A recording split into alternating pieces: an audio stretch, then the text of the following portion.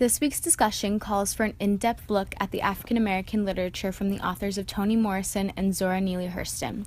Their Eyes Were Watching God and Beloved are both incredibly powerful pieces that impacted the view of African Americans and their culture in America. Eric Santana, myself, and Tommy Goers have compared these two pieces and how they express the qualities of African American literature. The first book is Beloved, a marvelous book written by Toni Morrison depicting the life of an escaped slave and her journey and life in a free state. The other is Their Eyes Were Watching God. Zora Neale Hurston shows the world the transformation of a young African-American woman and her struggles during that time period. Each story pertains to the main character overcoming an obstacle and the main character breaking free from society's views on an African-American during their respective time periods of the novels. We are going to be diving into the lens or theory of critical race. Critical race theory is a critical examination of society and culture to the intersection of race. Although the books were written in different time periods and by different authors, they both carry similar messages and have similar comparisons. But we'll save those comparisons for the last slide. Beloved examines the destructive legacy of slavery as it chronicles the life of a black woman named Sethe, following her from pre-Civil War life as a slave in Kentucky to her life in Cincinnati, Ohio in 1873. Although she lives there as a free woman, she is held prisoner by memories of the trauma of her life as a slave. In the novel, Sethe is also a passionately devoted mother, and in an act of supreme love and sacrifice, she too tries to kill her children to keep them from slavery.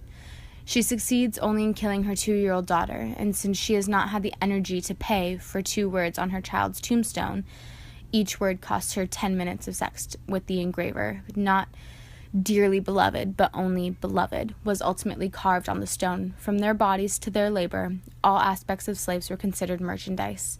Sethe now lives in Ohio with her teenage daughter Denver, where their house is haunted by the ghosts of the child Sethe killed. The hauntings are only alleviated by the occasional appearance of Paul D., a man so ravaged by his slave past that he keeps his feelings in the tin tobacco box of his heart. One day a teenage girl turns up. Is she beloved incarnate? She knows the song that only Sethe and Denver share. Sethe is obsessed with this, aspirating her guilt and the opportunity to love beloved. Published in 1987 and winner of the 1988 Pulitzer Prize for Fiction, Beloved denotes and accentuates many characteristics of African American literature. Not only being a story of freedom, but Beloved shows how slavery affected the lives of the now free African American. Exploring the physical, emotional, and spiritual devastation wrought by slavery and devastation that continues to haunt those characters who are former slaves even in freedom. The most dangerous of slavery's effects is its negative impact on the former slave's sense of self, and the novel contains multiple examples of self-alienation. Paul D., for instance, is so alienated from himself that at one point he cannot tell whether the screaming he hears is his own or someone else's. Slaves were told they were subhuman and were traded as commodities whose worth could be expressed in dollars. Consequently, Paul D. is very insecure about whether or not he could possibly be a real man, and he frequently wonders about his value as a person. Beloved also demonstrates the extent to which individuals need the support of their communities in order to survive. Sethe first begins to develop her sense of self during her 28 days of freedom when she becomes a part of the Cincinnati community.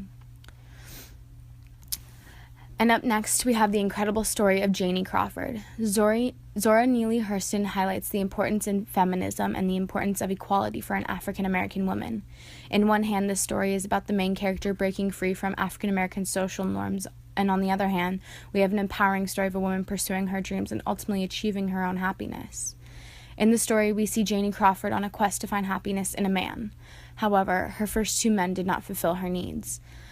I would like to focus on the second husband. The second husband, Joe Starks, forces Janie Crawford into a typical lifestyle of politician's wife, forcing her to always act and talk a certain way.